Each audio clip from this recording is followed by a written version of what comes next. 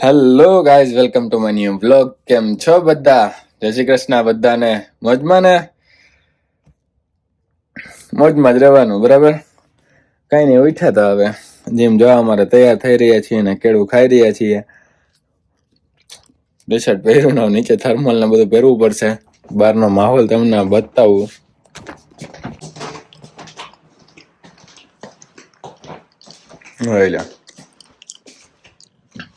કેમ હે તડકો? મસ્ત હે, પણ ઘરની અંદર હે ને ઊભા ઊભા સારો લાગે હે. બારે જાય ને એટલે -15 ડિગ્રી હે. કેટલી આવા તડકામાં -15 ડિગ્રી ઠંડી હે. એટલે પહેરીને તો બધું જવું જ પડશે. થઈ જાય રેડી, નીકળીએ પછી.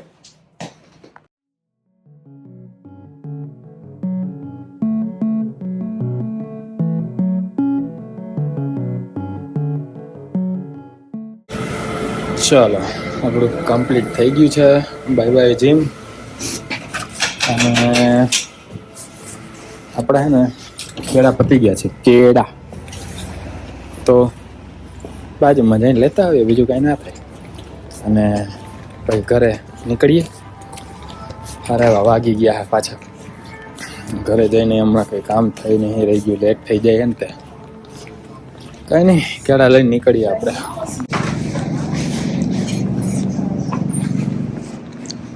લીંબુ જો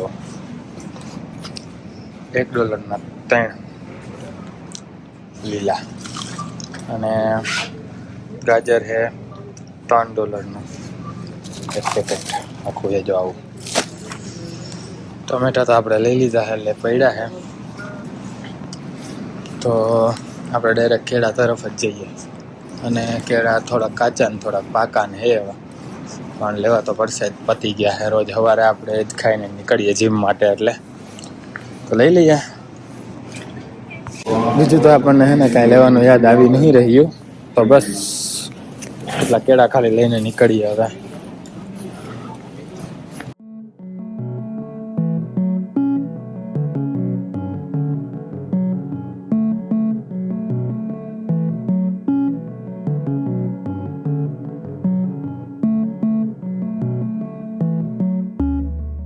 એક વાત જણાવી હતી તમને મારે બધાને, કે અત્યારે આપણા વિડીયોઝમાં વ્યૂ આવે છે રોજે રોજ 5, 60, 50, 60 આવે છે. બીજા લોકો માટે એ નહીં હોય કશું જ તે, કે રોજ 50, 60 વ્યૂ આવે છે. અમુકને તો જે બ્લોગ બનાવે એને મિલિયન 2 મિલિયન રોજે આવી જાય છે, બરોબર? તો કે શરૂઆત નાનેથી જ થાય, પણ એ 50, 60 વ્યૂ મારા માટે બહુ છે. બહુ એટલે બહુ. અમુક કારણો હોય જેના લીધે માણસ છે ને આમ પ્રેરિત થાય. તો એમાંના અમુક કારણો, 2 કારણો અત્યારે મારી પાસે છે. એમ તો બહુ બધા છે, પણ 2 જણાવવા માગીશ તમને. એકાદ મહિના પહેલાં એક યુકેથી એક ભાઈનો મેસેજ આવ્યો હતો કે ભાઈ બહુ ટાઈમ પછી તમે બનાવવાનું પાછું ચાલુ કર્યું છે. હું યુકેથી તમારા વિડીયો જોઉં છું રોજે રોજ. મને કેનેડા તો જોવા મળે જ છે, પણ કાઠિયાવાડી સ્ટાઇલમાં જોવા મળે છે. એટલે મને બહુ મજા આવે છે. પ્લીઝ તમે બંધ ના કરતા. મેં કીધું ભાઈ હવે બંધ નહીં થાય. અને બીજો એક કિસ્સો તો મારા દિલના બહુ નજીક ટચ થઈ ગયો છે. એ કિસ્સો જણાવવા માગીશ. સાંભળશો તમે એટલે તમને એમ થશે કે ના છે તો ખરા. હમણાં 2-3 દિવસ પહેલા એક ભાઈ રોજ જે કનેક્ટ કરે છે ને, મતલબ કમેન્ટ કરે છે, કમેન્ટ કરે છે રોજે રોજ આપણા વિડીયોમાં. એમના ભાઈનો મને ઇન્સ્ટાગ્રામમાં મેસેજ આવ્યો કે ભાઈ મારો નાનો ભાઈ તમારા વ્લોગ રોજે રોજ જોવે છે, અને હમણાં એનું એક્સિડન્ટ થઈ ગયું છે અને હોસ્પિટલમાં એડમિટ છે. તો બી રોજે રોજ તમારા જ વિડીયો જોયા કરે છે, એડમિટ છે છતાં.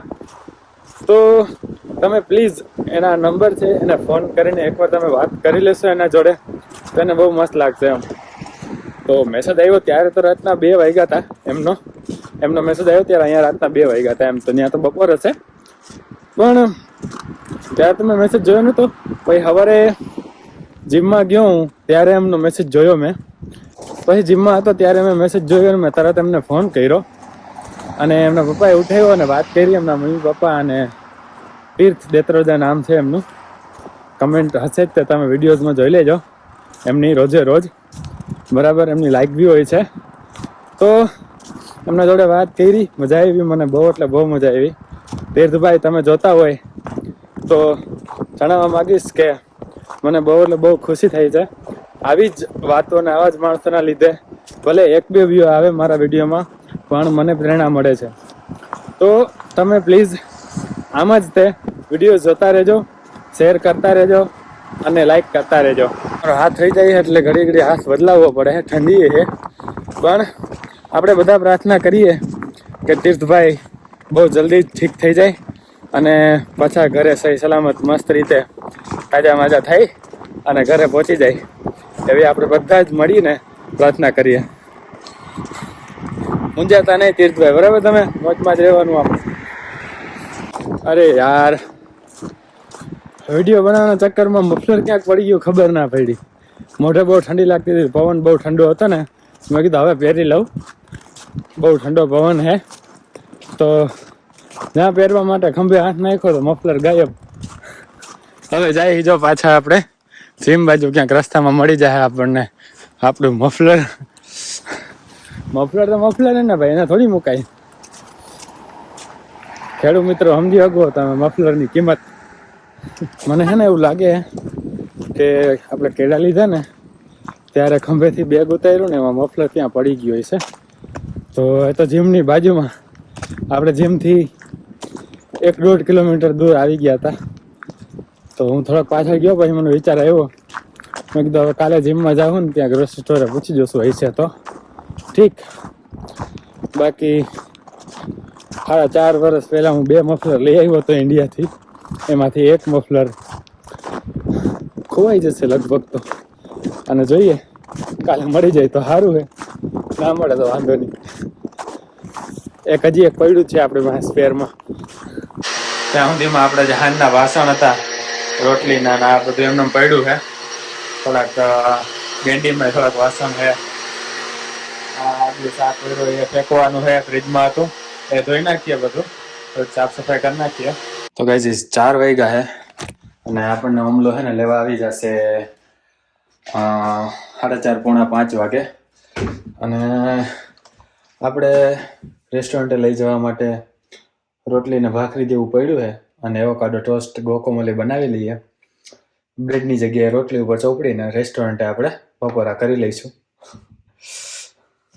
બાકી બી પલાયરા આપણે એ લઈ લઈશું કટક બટક માટે, કેમ કે સાંજે આપણે 11:30-12 વાગે ઘરે પહોંચીએ એટલે સાંજે ભૂખ તો લાગે. તો બનાવી નાખીએ. અને આપણે બધી વસ્તુ ભેગી કરી લીધી છે. જો આ લીંબુનો રસ, ચાટ મસાલો, ટમેટું, ડુંગળી નાખશું, ધાણાભાજી નાખશું, એવોકાડો, લાલ હુકેલા મરચાંનો ભૂકો, ચીલી ફ્લેક્સ. આમાંથી આપણે ધાણા જીરું વાપરવાના છીએ. અને એક વસ્તુ આપણે લેતા ભૂલી ગયા તો હવે લઈ લઈએ, પિંક સોલ્ટ. બરોબર, આટલી વસ્તુ જોઈએ. ફટાફટ હમણાં બનાવી નાખીએ આપણે. 4 ને 4 થઈએ ને, જોજો હમણાં કેટલી વારમાં બની જાય. આપણે ચાલુ કરીએ હવે.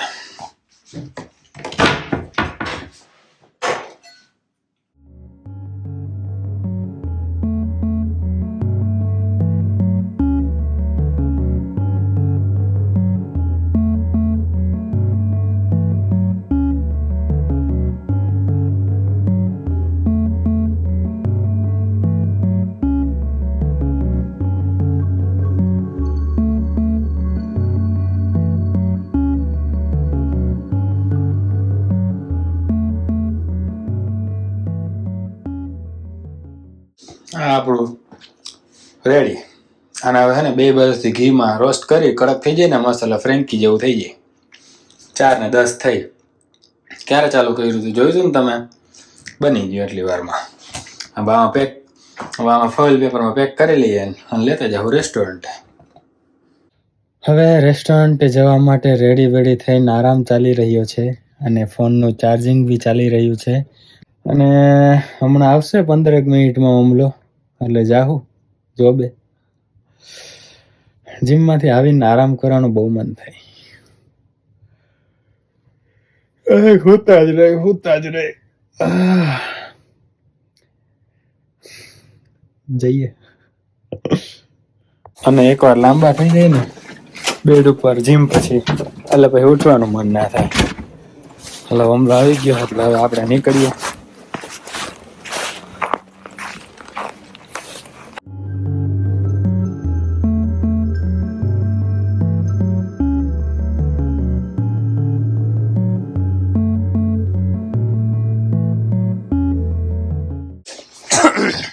હાલો જલ્દી.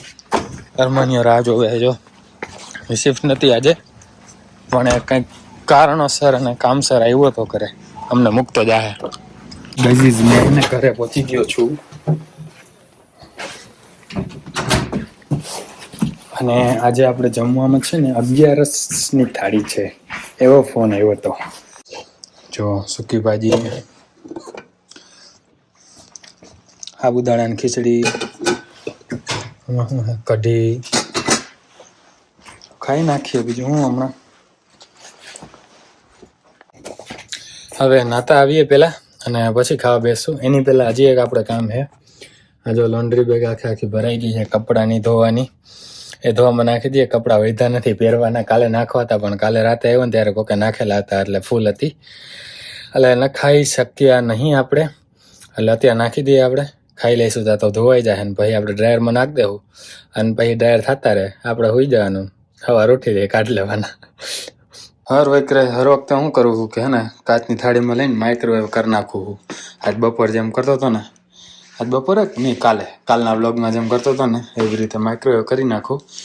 આજે હવે આ બે વસ્તુ છે ને તે અહીંયા ચાલુ કરીને ગેસ ગરમ કરીને ખાઈ લઈએ. કઢી તો નહીં ખાવી આપણે, એટલે આ બે ખાઈ લઈશું.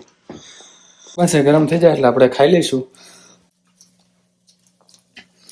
અને હવે આ બ્લોગને અહીંયા પૂરો કરી. આ હોપ તમને મજા આવી છે. મજા આવી તો લાઈક શેર અને કમેન્ટ કરી દેજો. ચેનલમાં નવા હોય તો ચેનલને સબસ્ક્રાઈબ કરી દેજો. અને ઇન્સ્ટાગ્રામમાં ફોલો ના કરતા નીચે ડિસ્ક્રિપ્શનમાં લિંક આપી, ત્યાં જઈને તમે ફોલો કરી શકો છો. કાંઈ બી વાત કરવી હોય, કોન્ટેક્ટ કરવો હોય, આપણો કાંઈ ઇન્ફોર્મેશન જોતી હોય તો આપણે અવેલેબલ જ છીએ. ડાયરેક્ટ મેસેજ કરજો, કમેન્ટ કરજો. બરાબર, મળીએ નેક્સ્ટ બ્લોગમાં. ત્યાં સુધી જય શ્રી કૃષ્ણ, જય શ્રી રામ.